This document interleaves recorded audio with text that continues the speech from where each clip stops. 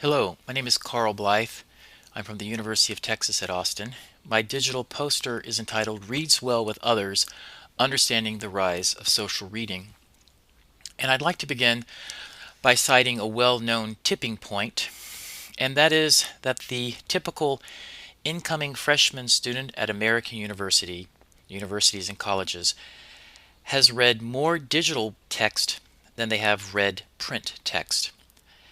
This is a tipping point that is having large cognitive consequences and is really fueling then the great literacy debate.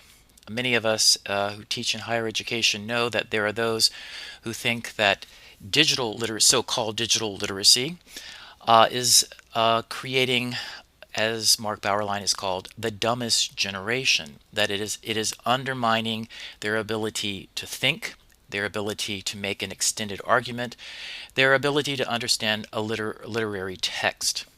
This book was published in 2009, and just a year later, in 2010, Nicholas Carr's The Shallows appeared. Nicholas Carr is a journalist who focuses on technology, science and technology, and he wrote a very provocative piece in The Atlantic arguing about the effect, the consequences of the internet. And then he turned this into a much longer book. But it's more sober and more scientific than the first book, The Dumbest Generation, but it reaches pretty much the same conclusions. And what's really interesting is if you do a comparison of how they understand the print literacy versus digital literacy, or print readers versus digital readers, the valence is pretty clear. Print is good, digital is bad. Print readers are intellectual, deep, calm, attentive, and thoughtful, and digital, they're anti-intellectual, shallow, hyperactive, distracted, and thoughtless. Of course, not everyone agrees. Clive Thompson, who is also a journalist, wrote a New York Times bestseller in 2013 called Smarter Than You Think: How Technology is Changing Our Minds for the Better. But I don't really want to dwell on the great literacy debate per se. I would like to focus on this book and use this as my framework for discussing social reading. Catherine Hale's How We Think: Digital Media and Contemporary Technogenesis. Catherine Hales is a digital humanist from Duke University, a professor in the Department of English at Duke, and a specialist in various forms of reading. And to sum up then her main argument, she claims that reading, however we conceptualize this, is then media as a set of media-specific practices. So today we don't talk about literacy, we talk about literacies in the plural, multiple literacies. And the idea, of course, then is reading is then these different sets of practices that change according to the different kinds of media that we interpret. Central to her thesis is the concept of technogenesis, the idea that humans and technology have co-evolved. So as humans create new cognitive tools, such as new forms of literacy, they in turn have an impact on our way of thinking, how we think. Hales talks about then three large types of reading. Close reading, which is well known to those of us in the humanities, the close reading typically of a literary text. Hyper reading, so all the bouncing around we do when we're clicking on the internet following different links. And machine reading, we're not reading at all. These are really the machines, the computer doing it for us, so a concordance program. Hales says that close reading correlates with deep attention, the cognitive mode traditionally associated with the humanities, that prefers a single information stream, focuses on a single cultural object for a relatively long time, and has a high tolerance for boredom. In contrast, hyperreading is a strategic response to an information-intensive environment, aiming to conserve attention by quickly identifying relevant information so that only relatively few portions of a given text are actually read. Hyperreading correlates with hyperattention, a cognitive mode that has a low threshold for boredom, alternates flexibly between different information streams, and prefers a high level of stimulation. Finally, machine reading. Although machine reading may be used with a single text and reveal interesting patterns, its more customary use is in analyzing corpora that are much too vast to be read by a single person. In fact, most of the synonyms or the synonymous phrases for machine reading don't mention reading at all. It's information extraction or concordancing or pattern recognition or data mining. It sometimes is called distant reading in opposition to close reading. But Hale's main point, of course, is that um, digital practices are not simply replacing print practices. They're both here to stay because we still need to read print text, and we have media-specific practices to read those texts. So we need to build bridges. Quote, courses and curricula that recognize all three reading modalities, close, hyper, and machine, and prepare students to understand the limitations and affordances of each. The correlations suggest the need for pedagogical strategies that recognize the strengths and limitations of each cognitive mode. By implication, they underscore the necessity for building bridges between them. So I remember reading this in Hale's book and thinking that this was a very sober approach to understanding the place of digital reading or digital literacy and trying to figure out the relationship of digital and print literacies. And I wanted to cite then this definition of social reading by Joanna Lux. It appears in an OER, an Open Educational Resource, published by Coral, the Center for Open Educational Resources and Language Learning. And there are a series of literacy activities in L2 French. It's for the beginning French students.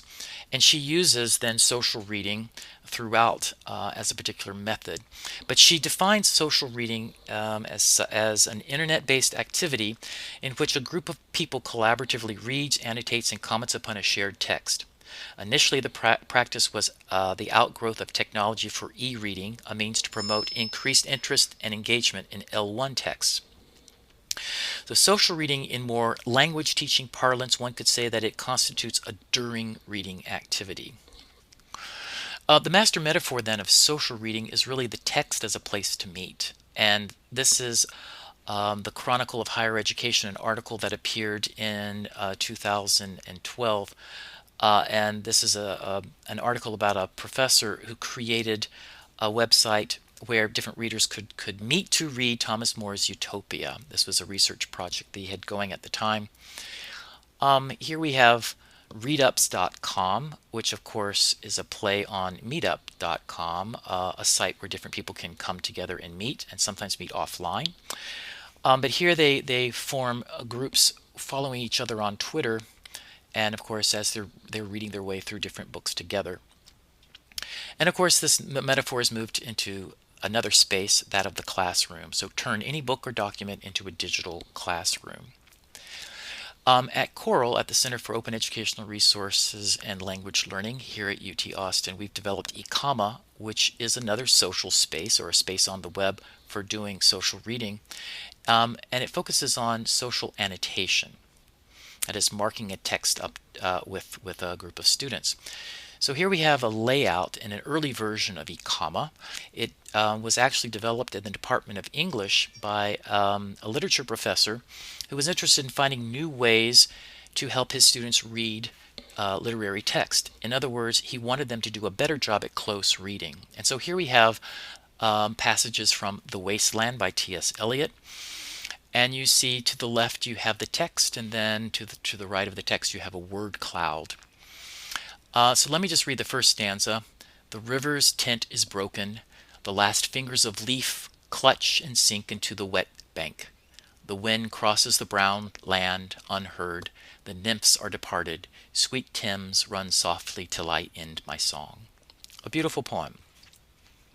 In this social space, you do two things. You tag and you comment. In other words, you click, you run your cursor over a piece of text to highlight that text, and then you tag it.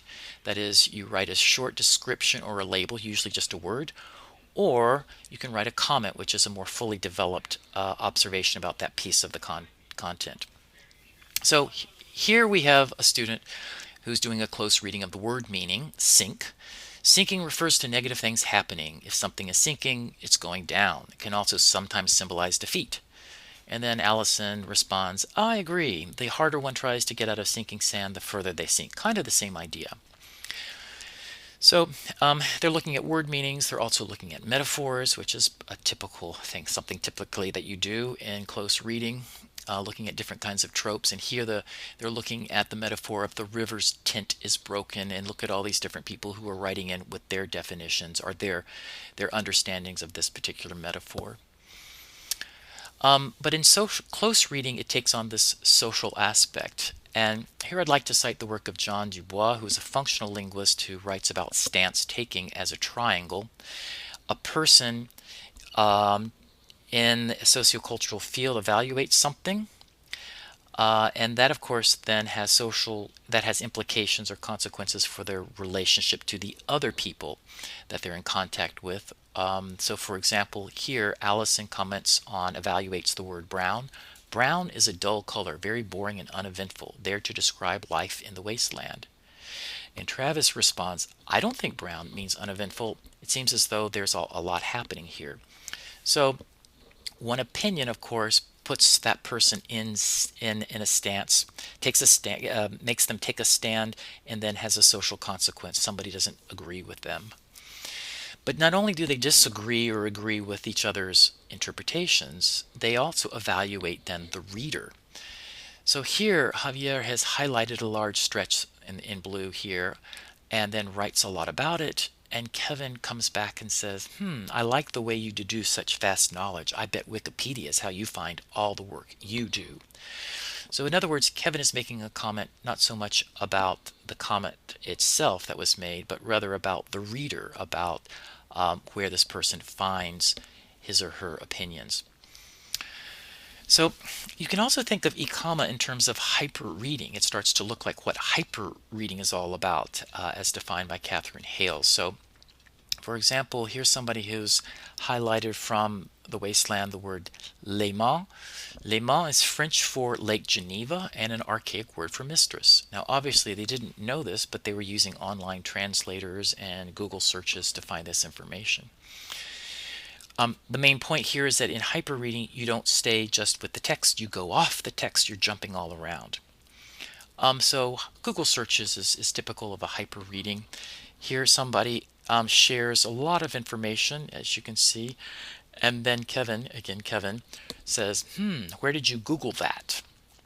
And then the other person says, yes, I think some of the comments should be cited. So they're very aware that the cohort, that the group here are using many different kinds of tools to find out these information. They're very aware that they are actually doing hyperreading.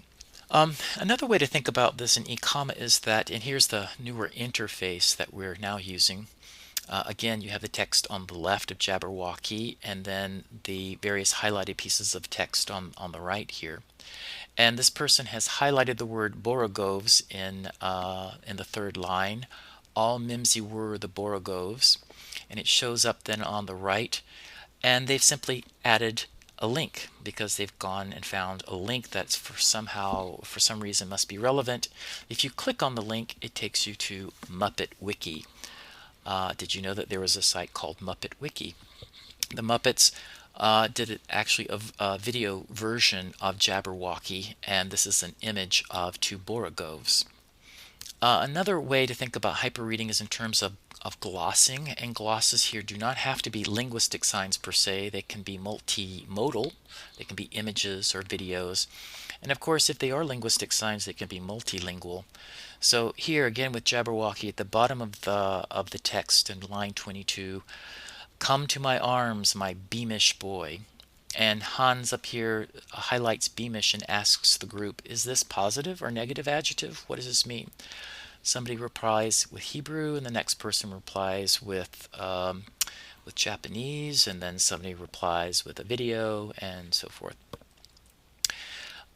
You can also think of e-comma, this space for social reading, as adopting certain kinds of machine reading practices. And here we have the word cloud, and somebody has clicked on, a student has clicked on 3 words, and you can see them then highlighted in the text. So here they're looking at variation to find out whether this is the same word or 3 variant spellings of the same word, or maybe 3 different words. So essentially pattern matching.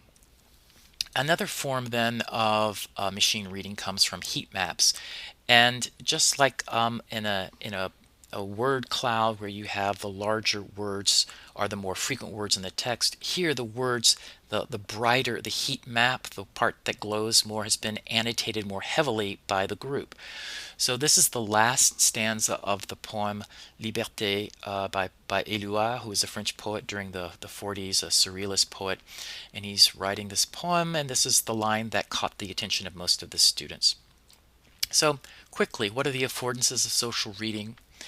Well, you can visualize group behavior to grasp the concept of interpretive communities using heat maps, as I just mentioned. You can also create the zone proximal distance for less autonomous readers. People who have trouble reading the text by themselves can do it with the group. You can, of course, lighten the cognitive load by distributing the task. I actually overheard some students say, you take the nouns, I'll take the verbs. You can free the text from the linearity of print. So they can start at the end instead of at the beginning. Now this may or may not be a good thing depending on how you conceptualize literacy and your goals for teaching a particular text. You can mediate the reading task with all kinds of cognitive tools, as I've mentioned, Google Earth, Wikipedia, Flickr, and so forth. You can create folksonomies, and you can mix reading strategies, as Catherine Hales has said that we should be doing, to have them reflect then on the limitations and affordances of these different kinds of strategies. And finally, as a teacher, you can integrate pre-reading, post-reading with during reading or reading activities. And I'd like to end then with this book, Proust and the Squid, The Story and the Science of the Reading Brain. Marianne Wolf, who is a neuroscience scientist, ends the book with this particular quote. The question that emerges, therefore, is this: what would be lost to us if we replace the skills honed by the reading brain with those now being formed in our new generation of digital natives who sit and read transfixed before a screen? I would like to reframe this in terms of this particular quotation in terms of social reading, because this book was published in 2007, and in 2014 I think times have changed because of the rise of social reading. Today I think that this is the question, what would be gained if we bridge the skills honed by the print reading brain with those now being formed in our new generation of digital natives who sit and read with others before a screen? If you'd like to learn more about social reading, please visit us at ecama.coral.utexas.edu. Thank you.